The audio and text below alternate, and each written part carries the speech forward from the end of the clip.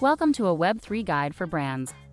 I created this series of videos from the ebook I released a couple of months ago on LinkedIn, with the goal to better understand how Web3 works and how brands can leverage it to improve their storytelling and their relationship with their clients. If you want to be updated on this topic and to be notified every time I release a new part, please follow me on my Twitter profile Andrea Larini and on LinkedIn, where I will notify you about updates, new files, and research. Also, if you liked the video, please give us a like and subscribe to my YouTube channel. This video was created using AI tool Synthesia. In this first video, we will try to understand what is Web3 and why is it different from the web we have known so far. If we ask Wikipedia, Web3 is the last iteration of the World Wide Web.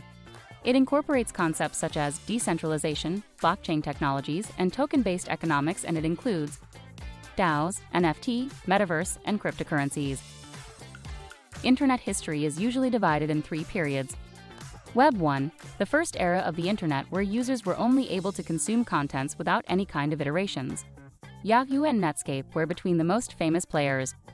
Web 2, the second era of the internet where users, thanks to the first social media and bloggers platforms, were able not only to consume, but also to create contents. Web 3 is the contemporary and future era. Today, thanks to blockchain technologies, users can consume and create contents as in Web 2.0. The big revolution is in the ownership of contents. Today, users can own their contents and data. Blockchain innovation. Web3 is about blockchain and the infinite innovations that it allows.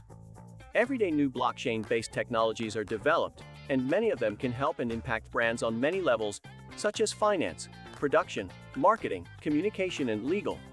Some examples are storytelling deployment, fidelity programs, product counterfeit and value chain tracking, IP management, distribution solutions.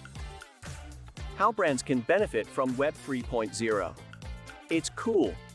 Don't worry for the long tail, all the cool kids are already doing it. Gucci, Ray-Ban, Nike, Lamborghini, Prada, and Coca-Cola, just to mention a few of them. A new storytelling. NFTs, games, metaverse are all amazing tools to create new stories and take your clients into a real immersive experience into your world and values. When everyone is using ad blocks, visual storytelling is an amazing opportunity for brands. The new tools offered by Web3 are expanding the way stories can be created. Using games, collectibles, media, and metaverse experience, brands can now offer a deep experience. Create value for both the brand and clients. After the sneakers frenzy, NFTs are becoming the new way in which values is passed and shared between brands and clients. The sneakers secondary market is a great example of what's happening in the space.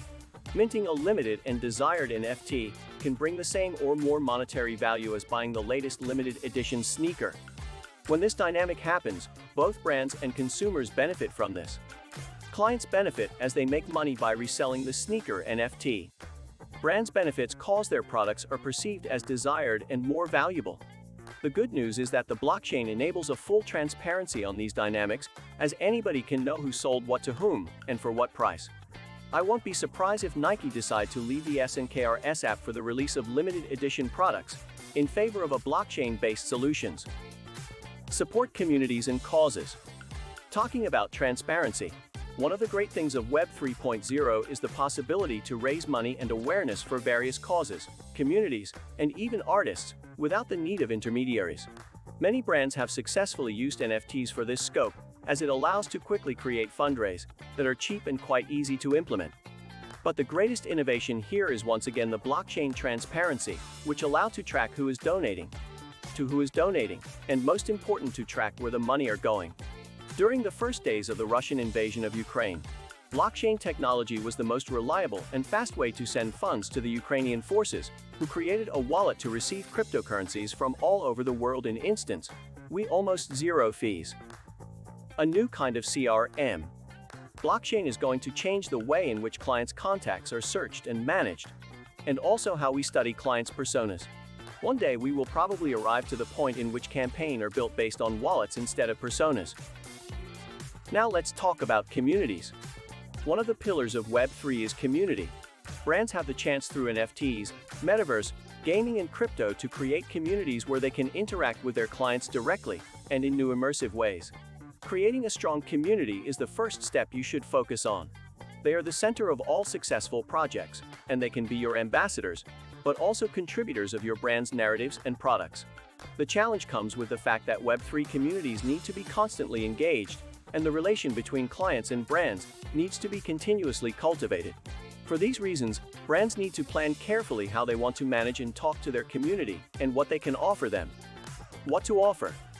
To build a community, brands need to share and deliver value to their clients in all the ways that have been enabled by Web3 tools. Access to special events, promotions, and services can nurture fidelity into your clients. Think about your best clients. You can now reward them with an NFTs with special utilities that can enable unique services for holders. Think what Dolce & Gabbana did with their NFTs. They allowed holders to attend the runway during Fashion Week, or special private party during key moments in their commercial calendar.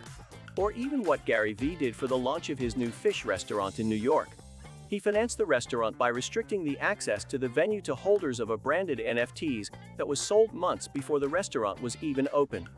Both D&G and Gary Vee delivered value to their holders while earning money and expanding their brand's reach. Community platforms. The most common tools used to communicate with communities in the Web3 space today are still Web2 platforms. Platforms like Instagram and Facebook are enabling Web3 tools on their app, but the action is still happening mainly on Discord and Twitter. They have been at the forefront of project communication, and they are great to foster a deep culture inside your community, although they need a lot of effort to be maintained. Holders expect a lot of communication and engagement from the brand. You can't launch and disappear, as holders will immediately complain and leave your project if they don't feel sufficiently engaged. One of the biggest challenge brands will face is to understand the right community managers. This new language requires a new set of skills that is hard to find on the market because it was born yesterday. Quite often in Web3 projects, these profiles are found inside the same community between the most active and loyal holders. Events. Even though Web3 is virtual and online, a huge factor in successful projects has been the event component. Most successful projects have delivered special events reserved for their holders, and even access to special events not hosted by the brand. ApeFest and Doodles events during last NY Crypto Week have been iconic and are still generating hype for these brands, with holders that are still posting contents about these events to testify that they belong to those exclusive community. You should want holders, not clients. Holders are not simple clients, they are the ambassadors of your brand communications in Web3. They create and promote your brand as no client has ever done before. If you spend some time on Twitter, you know how strong these communities can be. They are ready to storm on social media to defend your project and engage with friends to create new fans of your brands. Holders strongly identify themselves with brands values and even use brand IPs to identify themselves on social media, Web3 platforms, and games. They literally hold brands' IP and control valuation of brands' assets. To maintain your holders happy, you need to offer them value in the long period. As we said, it could be a monetary value with assets appreciation. It could be about exclusive services, or it could be limited edition products. There are many ways in which you can do it, but you must do it.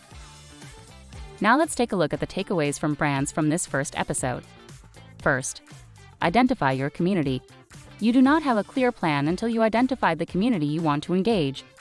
Second, continuous engagement. Web3 communities require continuous engagement. It is not a one-direction relations. You need to talk with them and to listen whenever they want to talk, and you need to answer quickly. Third, new professions. Community management in Web3 is way more difficult than Web2, and a great social media community manager isn't necessarily a great community manager for Web3. It is a complete new and different job. Fourth, you want holders. Forget clients, you want holders.